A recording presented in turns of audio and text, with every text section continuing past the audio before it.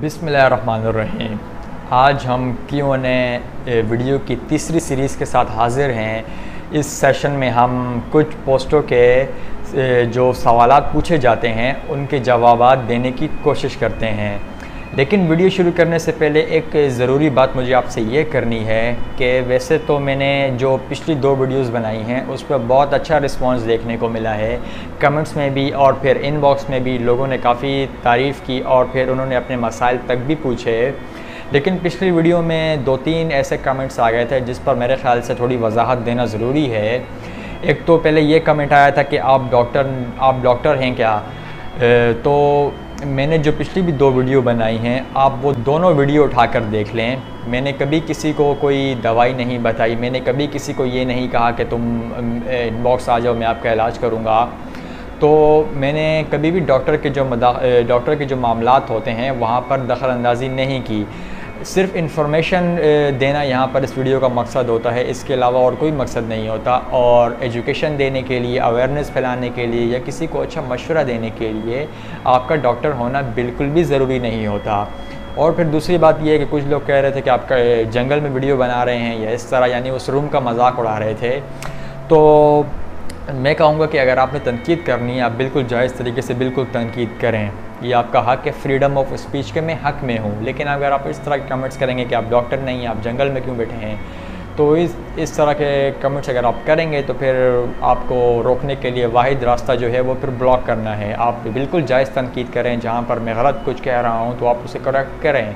لیکن الٹے سیدھے کمنٹس نہ کریں۔ تو خیر ویڈیو سٹارٹ کرتے ہیں۔ پہلی پوسٹ جو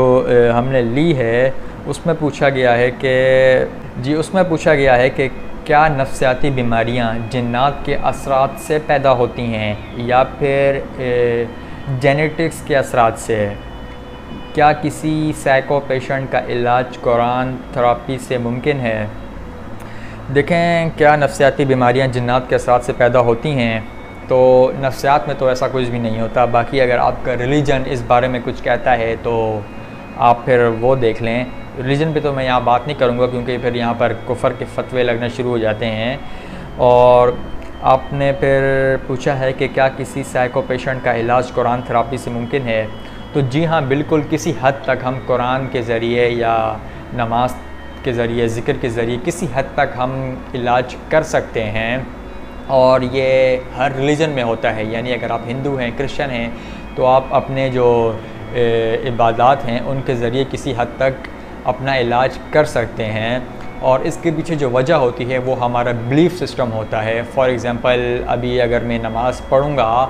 تو مجھے سیٹسفیکشن ہوگی، مجھے خوشی ہوگی، کیونکہ میرا یہ بلیو ہے کہ میرے اللہ نے میرے اوپر نماز فرض کی ہے، تو اس کے بعد سیٹسفیکشن ملنا ایک نارمل سی چیز ہے، تو بالکل علاج کیا جا سکتا ہے۔ لیکن پھر جہاں پر بایولوجیکل فیکٹر آ جاتا ہے تو پھر وہاں پر آپ کو ڈاکٹر یا ادویات کی ضرورت پڑتی ہے، یا آپ کو سیشنز کی ضرورت بھی پڑ سکتی ہے۔ جیسے فار ایگزامپل ایک پیشنٹ ہے جسے ٹائیفائڈ ہوا ہے، تو اب ایسا نہیں ہوگا کہ آپ اسے نماز پڑھوائیں گے، آپ اسے تلاوت کروائیں گے تو وہ بالکل ٹھیک ہو جائے گا، آپ کو اینٹی بائیوٹکس لینی پڑیں گی۔ ہاں، آپ اسے اینٹی بائیوٹکس دیں، پھر ساتھ ساتھ آپ اس سے تلاوت کروائیں، نماز پڑھوائیں، تو یہ بالکل پھر اس کو علاج کے طور پر استعمال کیا جا سکتا ہے۔ لیکن ایسا نہیں ہوتا کہ آپ کسی بیماری کو بغیر ادویات کے، بغیر سیشن کے، صرف قرآن اور صرف نماز کے ذریعے ٹھیک کر لیں، ایسا نہیں ہوتا، دونوں آپ ساتھ کرنا چاہیں تو کر سکتے ہیں۔ پھر اگلی پوسٹ میں پوچھا گیا ہے کہ ایک لڑکی ہے جو کہ شدید ڈپریشن کا شکار ہے، کسی کی بھی کوئی بات نہیں مانتی، نہ والدین کی اور نہ ہی کسی اور کا احساس ہے، کبھی ہنسے اور کبھی رونے لگے، ہر وقت نیگیٹو سوچے، ہر وقت لڑائی جھگڑا کرے، خود کو ختم کرنے کی کوشش کرے، علاج صرف ماہر نفسیات دیں، دوسرے دور رہیں۔ تو دیکھیں، اگر سچویشن اتنی خراب ہو چکی ہے کہ وہ لڑکی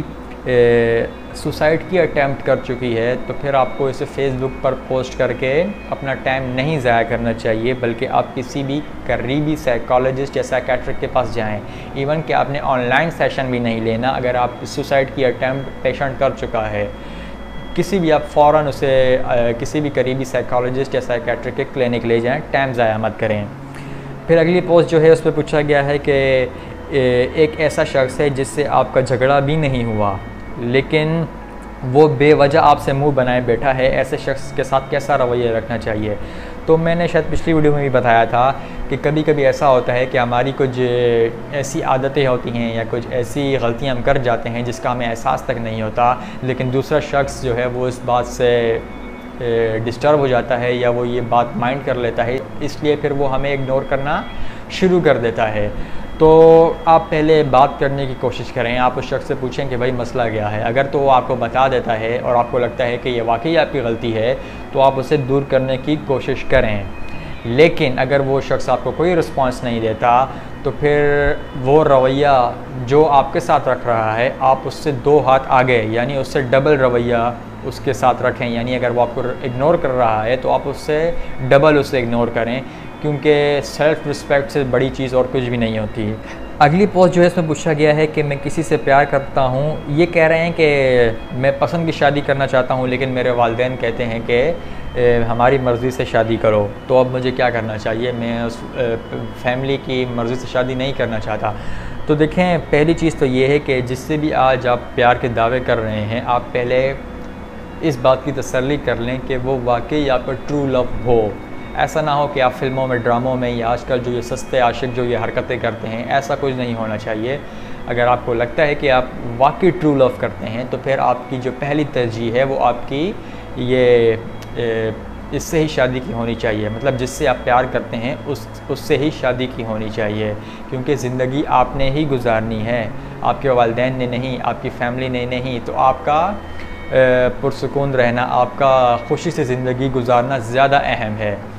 لیکن پھر بھی اگر آپ والدین کی پسند سے یا فیملی کی پسند سے شادی کر لیتے ہیں تو آپ نے پھر اسے نبھانا بھی ہے۔ ایسا نہ ہو کہ آپ والدین کی مرضی سے شادی تو کر لیں ان کے پریشر میں آ کر، لیکن بعد میں آپ اپنے کسی اور کے ساتھ کال سے باتیں کرتے رہیں یا اس کے ساتھ بھی پھر آپ تعلقات رکھیں، تو پھر ایسا نہیں ہونا چاہیے۔ پہلی ترجیح آپ اپنے پیار کو ہی دیں، اپنے اس سے ہی شادی کریں جس سے آپ پیار کرتے ہیں۔ لیکن اگر ایسا نہیں ہو پاتا کسی بھی وجہ سے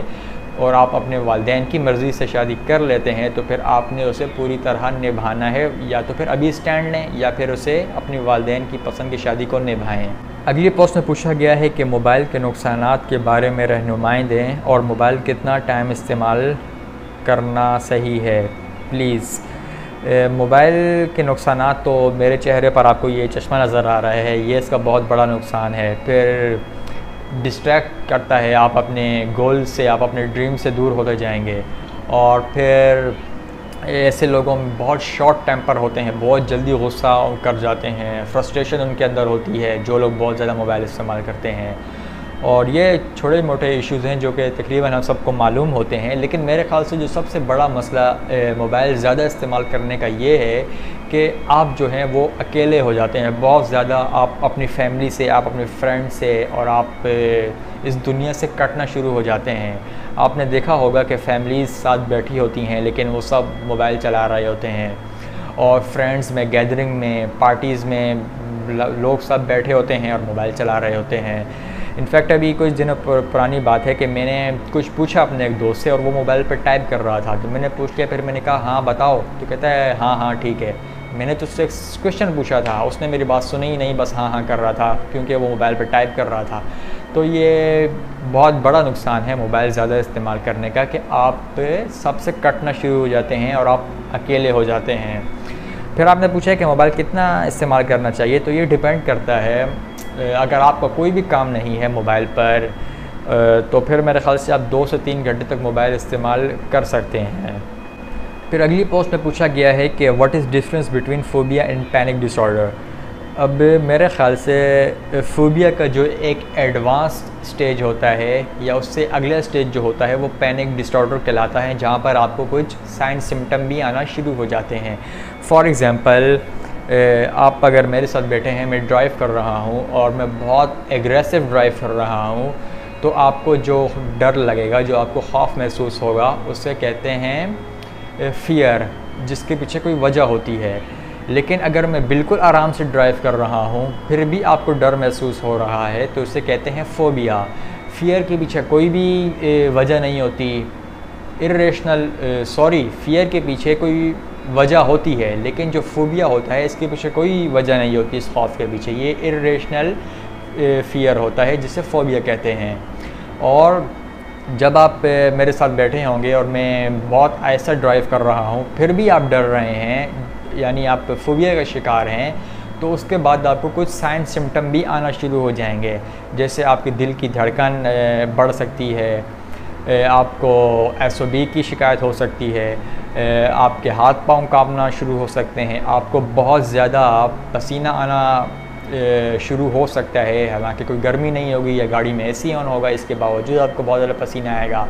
اور اس طرح کے جب سائن سمٹم، نوزیا، وومٹنگ بھی ہو سکتی ہے، تو اس طرح کے جب سائن سمٹم آنا شروع ہو جاتے ہیں تو یہ پھر پینک ڈس آرڈر ہے۔ تو فوبیا آپ کو پینک ڈس آرڈر کی طرف لے کے جاتا ہے،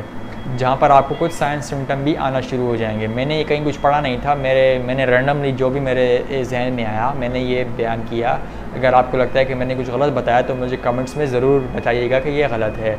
تو بس ویڈیو یہیں اینڈ کر لیتے ہیں۔ ویڈیو آپ کو کیسی لگی کمنٹس میں ضرور بتائیے گا، اور کچھ بھی اگر آپ پوچھنا چاہتے ہیں تو کمنٹ سیکشن میں پوچھ سکتے ہیں۔ ویڈیو دیکھنے کا بہت شکریہ۔